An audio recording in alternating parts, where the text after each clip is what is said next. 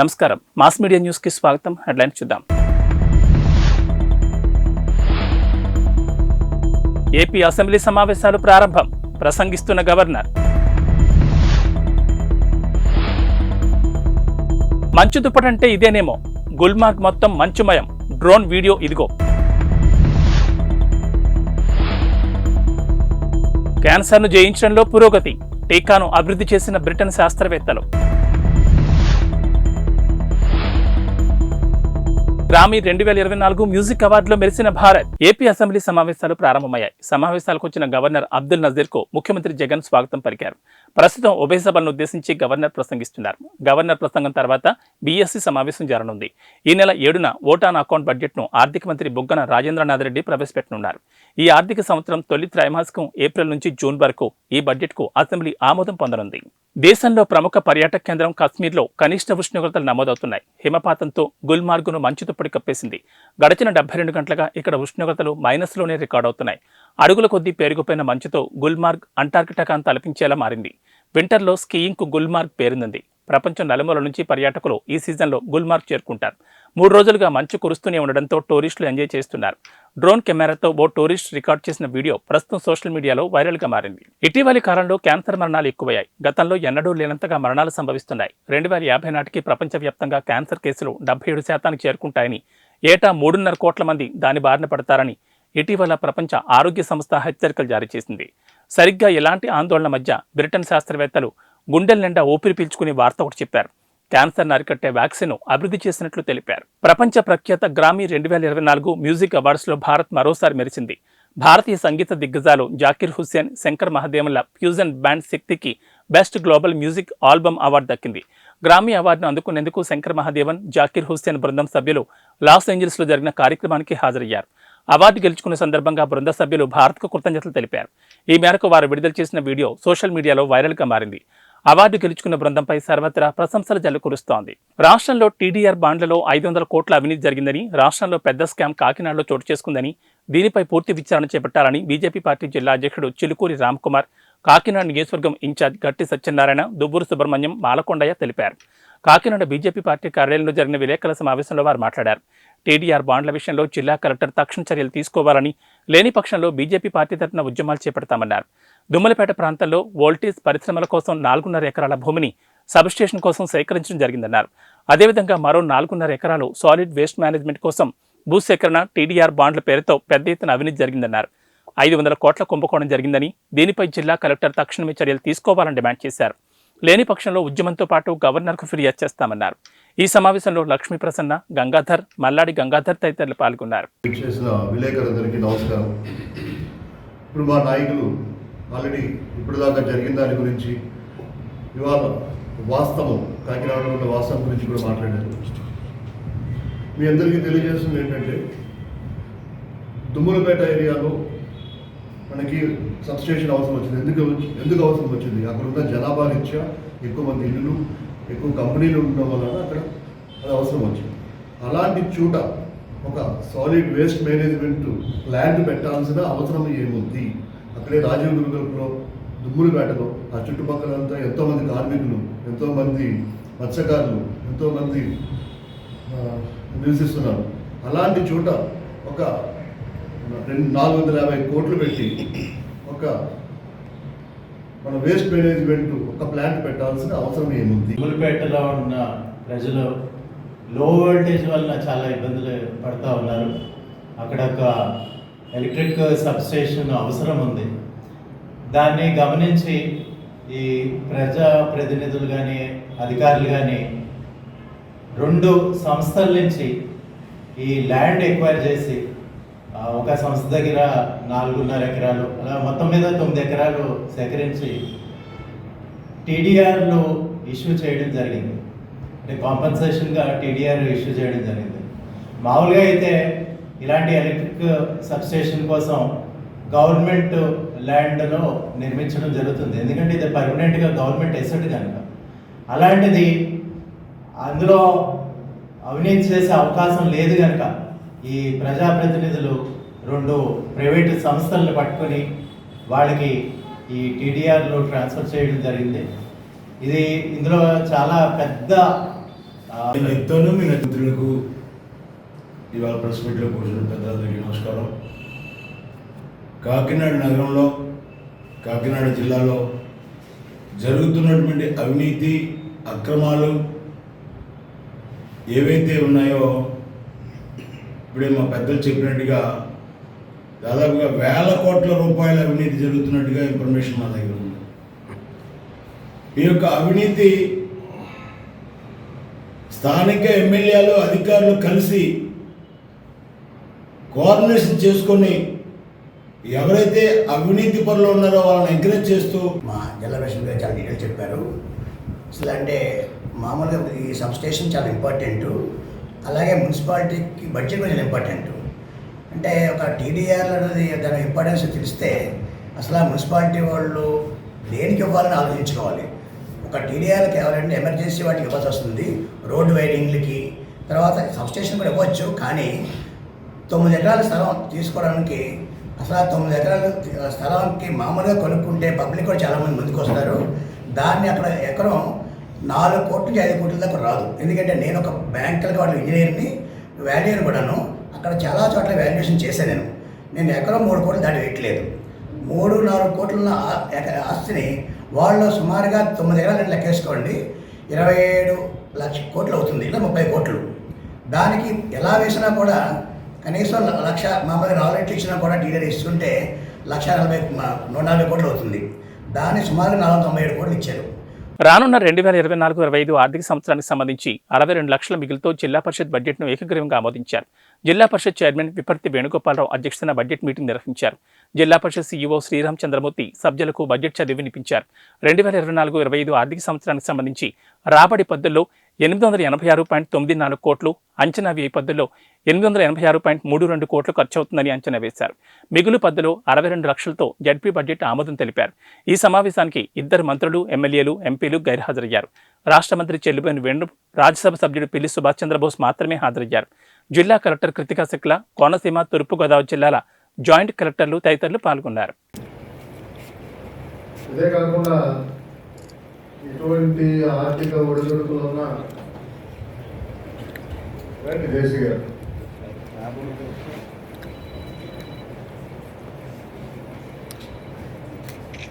కొంత వ్యయ ప్రసారాలకి మనం ఈ 10th క్లాస్ విద్యార్థులకి స్టడీ మెటీరియల్ కూడా సప్లై చేయడం జరిగింది. దానికి కూడా కొంత ఏం మనం ఈ బడ్జెట్లో మీట్ అవ్వడం జరిగింది.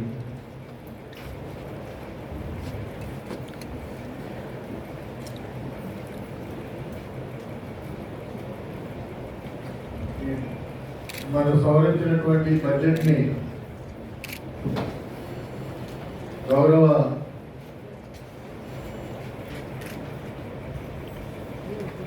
సీఈఓ గారు ప్రవేశపెట్టినటువంటి బడ్జెట్ని మన గౌరవ సభ్యులందరూ కూడా ఆమోదించవలసిందిగా కోరుకుంటున్నారు. గారు శ్రీ విపర్తి వేణుగోపాలరావు గారికి, అదేవిధంగా ఇక్కడ ఆశీనులైనటువంటి మన ఎంపీ పిల్లి సుభాష్ చంద్రబోస్ గారి గౌరవనీయులైనటువంటి ఎంపీ గారు శ్రీ పిల్లి సుభాష్ చంద్రబోస్ గారికి, అదేవిధంగా జిల్లా జాయింట్ కలెక్టర్ ప్రవీణ్ ఆదిత్య గారికి, కోనసీమ జిల్లా జాయింట్ కలెక్టర్ గారు నుపూరి గారికి, సభలో ఆశీనులైనటువంటి మన ప్రీతం సభ్యులందరికీ, అదేవిధంగా అధికారులకు, అనధికారులకు, మరియు అక్కడ ఆశీనులైనటువంటి ఆహూతులైనటువంటి పత్రికా విలేకరులకి అందరికీ కూడా నా మనస్సు మాందలు తెలియజేస్తూ ఈ సభా కార్యక్రమంలో ముందుగా అధ్యక్షుల వారి యొక్క తొలి పలుకులు పలకవలసిందిగా తెలియజేయవలసిందిగా గౌరవనీయులైనటువంటి మన చైర్పర్సన్ గారిని కోరడమైనది.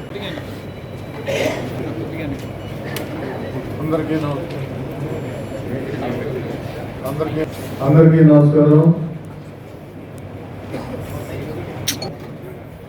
గౌరవ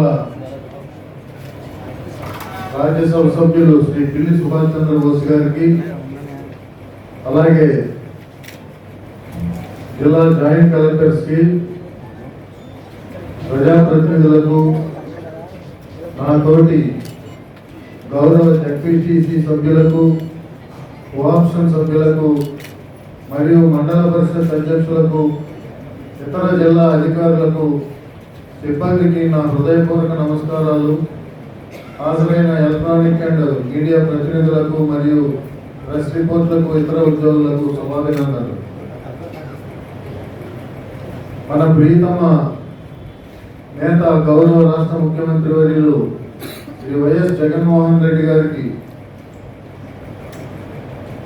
ఖ్యాతి తెచ్చే విధంగా మనందరం కలిసి పనిచేయాలని కోరుతూ ప్రజలకు అందుబాటులో ఉండి జిల్లా స్థాయి అధికారుల ద్వారాను మండల స్థాయి అధికారుల ద్వారాను ప్రజా సమస్యలు పరిష్కరించే విధంగా కృషి చేయాలని కోరుకుంటూ జిల్లా పరిషత్ పాలక మండలి ఏర్పడి మనం సుమారు 2.5 సంవత్సరాల కాలం పూర్తయినదని ప్రభుత్వం నుండి మంజూరు అయిన వివిధ పథకములను అభివృద్ధి పథకంలో నడిపించడం జరుగుతున్నది. అలాగే 23-24 ఆర్థిక సంవత్సరంలో సాధించిన వివిధ అభివృద్ధి పనుల ప్రగతి, ప్రస్తుత సంవత్సరంలో కొనసాగించు 24-25 ఆర్థిక సంవత్సర వార్షిక బడ్జెట్ను ప్రస్తుతం సభలో ప్రవేశపెట్టి ఆమోదం కొరకు వివరించవలసిందిగా సిఇఓ గారిని కోరుతున్నాం.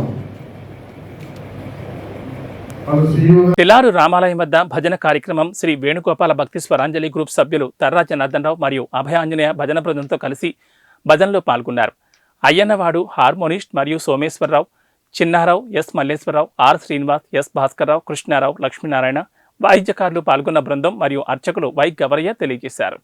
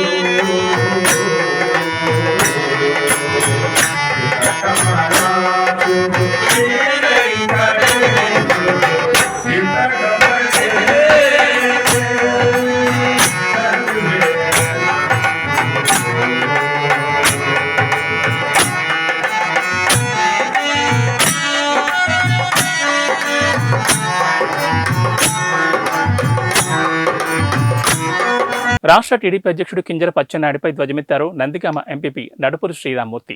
అందరికీ నమస్కారం. ఈరోజు తెలుగుదేశం పార్టీ రాష్ట్ర అధ్యక్షుడు అచ్చెన్నాయుడు గారు మా వైఎస్ఆర్సీపీ ఎంపీ క్యాండిడేట్ అయిన తిలక్ గారిపై ఆవాకులు చవాకులు పేలుతున్నారు.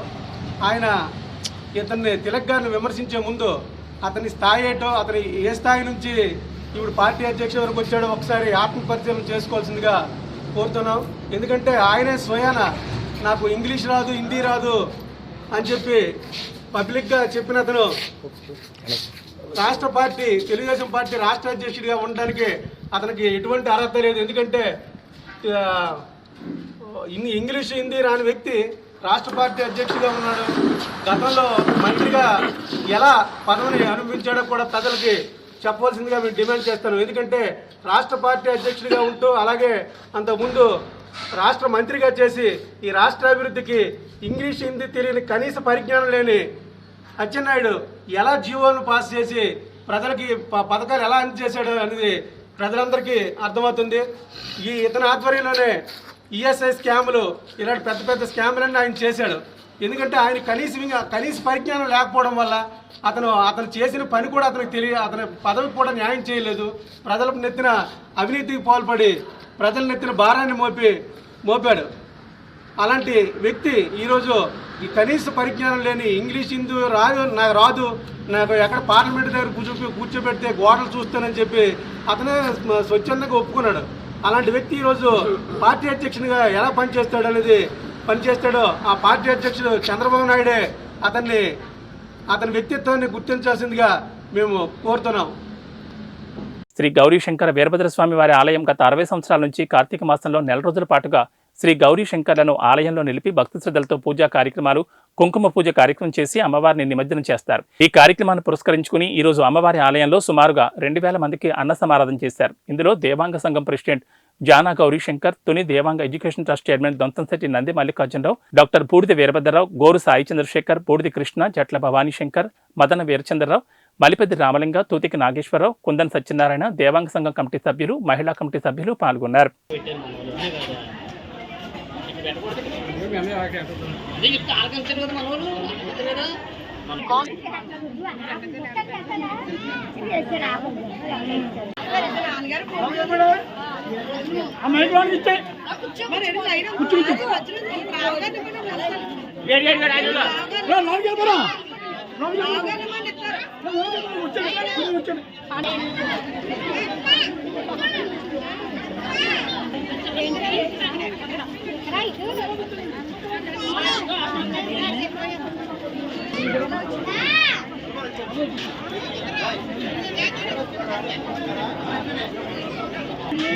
భారతీయ జనతా పార్టీ సంఘటన పరంగా బలోపేతం చేయడానికి యూత్ కమిటీలు, క్లస్టర్ పరంగా కార్యకర్తలు నియమించి అసెంబ్లీలో పార్టీని బలోపేతం చేయడానికి రాష్ట్ర నాయకులు విస్తారక్ రాష్ట్ర కన్వీనర్ ఉన్ని కృష్ణారావు తుని నియోజకవర్గంలో పర్యటించారు. ఈ కార్యక్రమంలో assembly convenor Velugula Venugopal, co convenor Lalam Lovaraju, assembly in charge D Suryanarayana, జిల్లా ఉపాధ్యక్షుడు పరకడ చక్రధర్రావు, స్థానిక దారాలమ్మ గుడి వద్ద తుని పట్టణ శివారులో స్థానికులకు 40 మంది పార్టీలు చేరారు.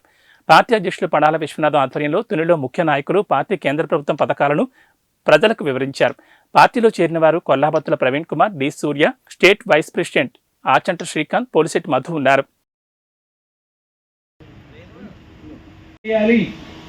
అంతే భారత ట్రైన్ వచ్చింది మన దగ్గరికి. తునిలో స్టాపింగ్ లేకపోయినా కూడా మన ఈ వెళ్తున్నాయి. 130 km వెళ్తాయి. మళ్ళీ పక్కనే ఇదివరకు మోడీ గారు వచ్చినప్పుడు 89 ఎయిర్పోర్ట్ ఉండే, ఈరోజు అది 280 ఎయిర్పోర్ట్కి ప్లానింగ్ చేస్తున్నారు. మెడికల్ కాలేజెస్ మన జిల్లాలో కాకినాడలో మాత్రం ఉంటే ఇప్పుడు కాకినాడ కాదు, రాజమండ్రి, అమలాపురం కూడా ప్లాన్ చేశారు. ఒక్కొక్క మెడికల్ కాలేజీకి 300 crores ఇచ్చారు కేంద్ర గవర్నమెంట్. అలాగే మన హైవే డెవలప్మెంట్కి యూపీ తర్వాత ఎక్కువ రోడ్డు డెవలప్మెంట్కి 120 crores వరకు మనం స్పెండ్ చేసాం ఆంధ్రప్రదేశ్ మొత్తం మీద నేషనల్ హైవే ప్రాజెక్ట్. సో ఆ విధంగా చూసుకున్నట్టయితే భారతదేశంలో ఎక్కువ డెవలప్మెంట్ జరిగిన, కేంద్ర ఫండ్ తోటి డెవలప్మెంట్ జరిగిన ఒక స్టేట్ ఏదైనా ఉంటే చెప్పడానికి అది ఆంధ్రప్రదేశ్. కానీ దురదృష్టం ఏంటంటే వేరే పేరు మీదే, వేరే జగనన్న భీమని రకరకాల పేరు స్టిక్కర్, ఇదివరకు స్టిక్కర్ మార్చేవాళ్ళం, ఇప్పటి వరకు పేర్లు మార్చేది. ఆ విధంగా జగన్ గవర్నమెంట్ పేర్లు మార్చేసి జనాల్లోకి వెళ్ళిపోయాడు. రేషన్ డిపో తీసుకొస్తున్నారు, మనకి మీ ఉచిత బియ్యం ఇస్తున్నారు. బొమ్మేమో జగన్మోహన్ రెడ్డి గారికి ఉన్నాయి, కానీ ఇచ్చేదేమో నరేంద్ర మోడీ గారు. ఇదన్నీ తెలుసుకోవడానికి భారత్ వికసిత్ భారత్ అని మీ ముందుకు వస్తుంది. అందులో మీ డౌట్ మీరు అడగండి. ఏ డౌట్ అయినా సెంట్రల్ గవర్నమెంట్ ఆఫీషియల్స్తో పాటు ఇక్కడే పనిచేస్తున్న మీకు పరిచయం ఉన్న స్టేట్ గవర్నమెంట్ ఆఫీషియల్. ఈరోజు ముఖ్యంగా భారతీయ జనతా పార్టీ వ్యవస్థాపకులు లాల్ కృష్ణ అద్వానీ గారికి భారతదేశంలో అత్యున్నతమైనటువంటి మరి పదవి ఏదైతే ఉందో, అత్యున్నతమైనటువంటి అవార్డు ఏదైతే ఉందో మరి ఇవ్వడం జరిగింది. దీంట్లో ముఖ్యంగా ఎందుకంటే ఇతను భారతీయ జనతా పార్టీ కాదు, అంతకుముందు జనసంఘ్ కాదు, వీటిలన్నింటిలోనే పని చేసుకొని వచ్చి అతను రాజకీయ జీవితం 78 సంవత్సరాల రాజకీయ జీవితంలో మరి ఈ పురస్కారం ఇవ్వడం అనేది జరిగింది. దీనికి గాను ఆయనకి భారతీయ జనతా పార్టీకి ధన్యవాదాలు తెలియజేస్తూ మరి అద్వానీ గారికి మేమందరం కూడా శుభాకాంక్షలు తెలియజేస్తూ ఉన్నాం. అయితే ఈరోజు తుల్లో మరి చాలామంది యువకులు భారతీయ జనతా పార్టీ మరి మోడీ గారు చేసినటువంటి అనేక రకాల అభివృద్ధి కార్యక్రమాలు కానీ, లేదనుకుంటే భారతీయ జనతా పార్టీ భారతదేశంలోని ప్రపంచంలోని నెంబర్ 1 అవ్వాలనేటువంటి ఆలోచన ఏదైతే ఉందో, మరి 2040 నాటికి 100 సంవత్సరాల స్వతంత్రం వచ్చిన తర్వాత ఈ భారతదేశం నెంబర్ 1గా రావడం ఖచ్చితంగా వస్తుంది. దానికోసం ఏదైతే భారతీయ జనతా పార్టీ మరి మోడీ గారి నాయకత్వంలో జరుగుతూ ఉన్నదో ఆ అభివృద్ధిని చూసి మరి ఇవాళ యువత చాలామంది భారతీయ జనతా పార్టీలో జాయిన్ అవ్వడం జరిగింది. ఇంకా చాలామంది జాయిన్ అయ్యేటువంటి పరిస్థితులు ఉన్నాయి.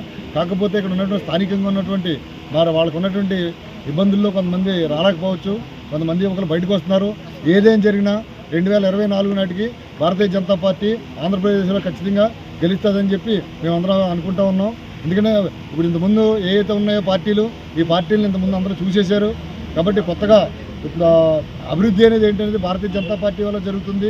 ఆ భారతీయ జనతా పార్టీ ముందు 9 సంవత్సరాల్లోనే అంత ముందున్న ప్రభుత్వం కానీ ఇప్పుడు ఉన్నటువంటి ప్రభుత్వం కానీ సెంట్రల్ గవర్నమెంట్ మోడీ గారి దగ్గర సెంట్రల్ గవర్నమెంట్ ఇచ్చిన డబ్బులతోనే మేమిచ్చామని చెప్పి స్టిక్కర్లు వేసి అంటించుకునేటువంటి పరిస్థితి ఉన్న విషయం ప్రజలందరికీ అర్థమైపోయింది. కాబట్టి 2024 నాటికి మరి ఆంధ్రప్రదేశ్లో మరి భారతీయ జనతా పార్టీ ఖచ్చితంగా మరి ప్రభుత్వాన్ని ఏర్పాటు చేసి మరి డబుల్ ఇంజిన్ ఏదైతే అక్కడ సెంట్రల్లో కానీ ఇక్కడ స్టేట్లో కానీ మరి భారతీయ జనతా పార్టీ ఉంటే ఇంకా మన స్టేట్ అభివృద్ధి చెందేటువంటి అవకాశం ఉంది. కాబట్టి మరి ప్రజలందరూ కూడా మరి భారతీయ జనతా పార్టీ రావాలని కోరుకుంటున్నారు. భారత్ మాతకి జై. దగ్గ వ్యక్తుల్లో మన మోడీజీ గారు భారతదేశాన్ని ప్రపంచ స్థాయిలో ఒక గురుస్థానంలోకి తీసుకొచ్చారంటే మోడీ గారు చేసిన 5 సంవత్సరాల కృషి, గతంలో గుజరాత్లో చేసిన కృషి, అలాగే ఆయన ఇచ్చిన వివిధ పథకాల ద్వారా లబ్ధి చెందిన వాళ్ళందరి కృషి కూడా మన బీజేపీని జాతీయ స్థాయిలో కూడా నిలబడుతుంది. ఎందుకంటే చాలా రాష్ట్రాల్లో ఎన్నికల్లో బీజేపీ ఓడిపోతుందని తప్పుడు ప్రచారం చేసినా కూడా చాలా రాష్ట్రాల్లో బీజేపీ గెలుచుకుంటూ వచ్చిందంటే కారణం మోడీ గారు చేసిన పథకాలు, మోడీ గారు చేసిన వివిధ దేశాల పర్యటన వల్ల వాళ్ళతో ఉన్న మిత్రత్వం ద్వారా మనకి వచ్చే ఫలితాలు కూడా. కావాలంటే చూడండి, రష్యా కానీ ఉక్రెయిన్ కానీ యుద్ధంలో మన ఇండియన్ వాళ్ళు ఉక్రెయిన్లో ఉండిపోతే అక్కడ మోడీ గారు ఒక ఫోన్ చేస్తే వాళ్ళు యుద్ధాన్ని ఆపి మన దేశ ప్రజల్ని మన దేశ విద్యార్థులు కూడా బయటకు వచ్చేంత వరకు కూడా వాళ్ళు యుద్ధాన్ని ఆప్ చేశారంటే మోడీ గారు ఎంత గొప్పతనో మీరు కూడా ఆలోచించండి. అలాగే మన రాష్ట్రంలో వచ్చే ప్రతి పథకం కూడా కేంద్రం నుంచి వచ్చే పథకాన్ని గత ప్రభుత్వం స్టిక్కర్లు మారిస్తే ఇప్పుడు ప్రజెంట్ ఉన్న ప్రభుత్వం వాళ్ళ పేర్లు పెట్టుకుని అయినా కూడా బీజేపీ వాళ్ళు ఏమో ఇదే అవ్వలేదు. ఆ పేరు పడవలసిన కొన్ని పట్టణాలు ఈరోజు వికసిత్ భారతదేశం గర్వించదగ్గ కార్యక్రమం ఇది. మన ప్రధాని మోడీ గారితోనే ఈ కార్యక్రమం చేపట్టడం జరిగింది. అలాగే ఈరోజు 500 సంవత్సరాలు చాలా నెరవేరింది అంటే మన మోడీ గారే దానికి కారణం. ఈరోజు శక్తి కేంద్ర మీటింగ్లు జరగడం జరిగింది. ఆ మీటింగ్లో భాగంగా తుని పట్టణ నివాసస్తులు తుని పట్టణంలో నాచే 40 మందిని జాయినింగ్ ఇవ్వడం కూడా జరిగింది బీజేపీకి. అలాగే బీజేపీని రేపు 2024లో ఎవరైనా సరే బీజేపీ అభ్యర్థిగా గుర్తించితే ఆ అభ్యర్థిని గుర్తించి వారిని బీజేపీ తరఫున గెలిపించాలని కోరుతున్నాను. అమరావతి అనంతపురం జాతీయ రహదారిపై తెల్లవారుజామున ఓ లారీ అదుపు తప్పి బోల్తా పడింది. ఖమ్మం పట్టణంలోని స్థానిక పెట్రోల్ బంక్ సమీపంలో ఈ ప్రమాదం చోటు చేసుకుంది. గతంలో ఇదే చోట ఎన్నో రోడ్డు ప్రమాదాలు జరిగినా కానీ హైవే అధికారులు నిమ్మకు నీరెత్తినట్లు వ్యవహరిస్తున్నారు. మార్కాపురం నుంచి బెస్తవారిపేట వైపుకు వెళ్తున్న లారీ అదుపు తప్పి బోల్తా పడిన సంఘటనలో లారీ క్లీనర్కు గాయాలు కాగా చికిత్స నిమిత్తం ప్రభుత్వ ఆసుపత్రికి తరలించారు. కేసు నమోదు చేసుకున్న పోలీసులు దర్యాప్తు చేస్తున్నారు.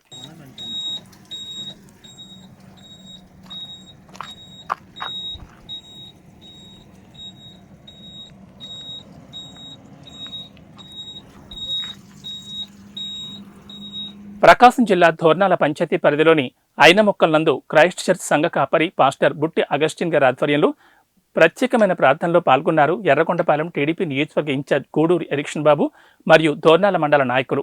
ఈ కార్యక్రమంలో క్రీస్తు సైన్యం చిల్డ్రన్ మినిస్ట్రీస్ వ్యవస్థాపకులు Butti Dileep Kumar, central church of Christ సువార్థికులు సింగ రాజేష్ మరియు క్రైస్ట్ చర్చ్ సంఘ పెద్దలు పాల్గొన్నారు.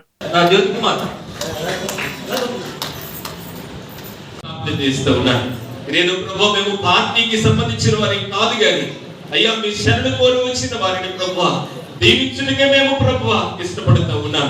తండ్రి కనికరించయ్యా, సార్ గారిని మీరు దీవించండి. మా నాయకులందరినీ, వారి కుటుంబాలని, వారి వ్యాపారాలను ప్రభు అయ్యా వారి చేతి పనులన్నింటినీ కూడా మీరు దీవించండి.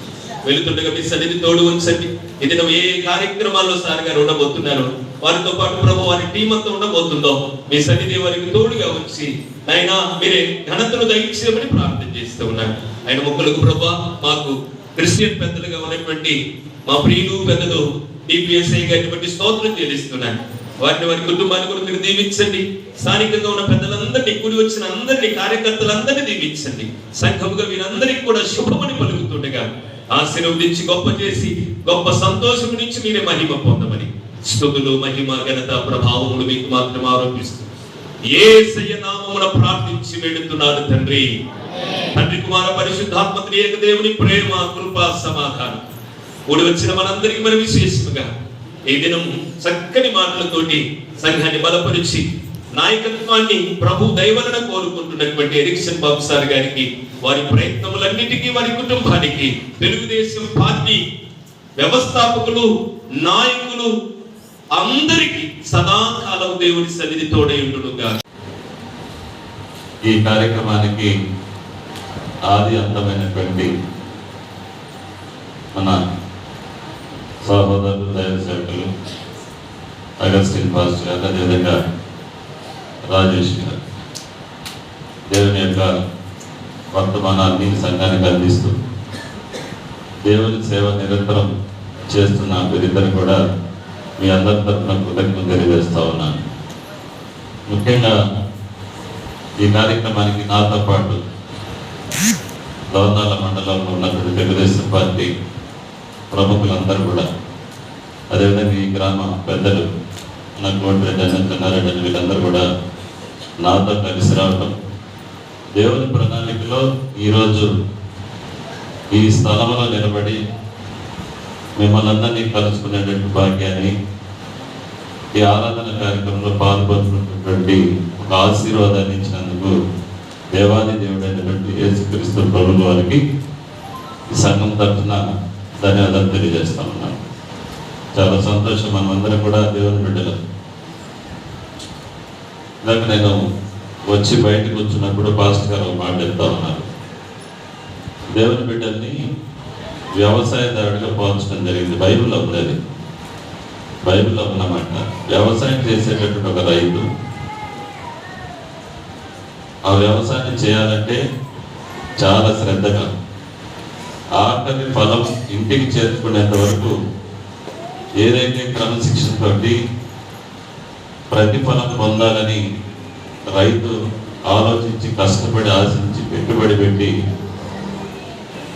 ఇంటికి ధాన్యాన్ని తీసుకెళ్ళాలని చాలా కష్టం. ఈరోజు దేవుని బిడ్డలో మనం కూడా దేవుని పరిచర్యకు రావటం, ప్రార్థన చేసుకోవటం బైబిల్ చదవటం మాత్రమే కాదు. బైబిల్లో ఉండేటటువంటి ఖచ్చితంగా పాటిస్తే మాత్రం వ్యవసాయదారుడు ఇంటికి ఫలాలు ఎట్లా తీసుకెళ్తాడో, మనమందరం కూడా దేనికి ప్రార్థన చేస్తూ ఉన్నాం? ఈ లోకంలో దేవుడు మనం సృష్టించాడు, ఇక్కడ దేవుని మనం నమ్ముకున్నాం.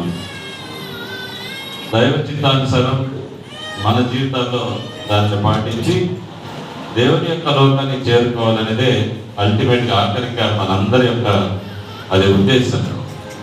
ఆ ఉద్దేశాన్ని నెరవేర్చాలంటే మనం ఖచ్చితంగా మన ఆత్మలన్నీ కూడా పరిశుద్ధంగా ఉండాలా, మన ఆలోచనలన్నీ స్వచ్ఛంగా ఉండాలా, మన నడవడికలు క్రమశిక్షణతో కలిగినటువంటి జీవితాన్ని మనం అలవాటు చేసుకున్నప్పుడే మనకు అది సాధ్యం.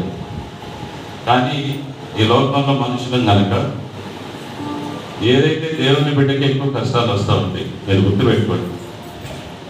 నిజంగా ఈ భూమి మీద కష్టం వస్తే మాత్రం ఖచ్చితంగా దేవునికి దగ్గర ఉన్నట్టే లెక్క.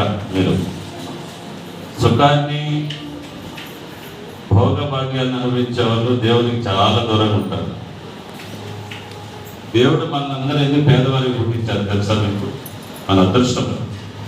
పేద కుటుంబాల్లో, పేద వర్గాల్లో మనం అందరం మనల్ని దేవుడు సృష్టించడం అనేది మన అదృష్టం. ఎందుకంటే ఐవీ బులెటిన్ విశేషాలు. నమస్కారం.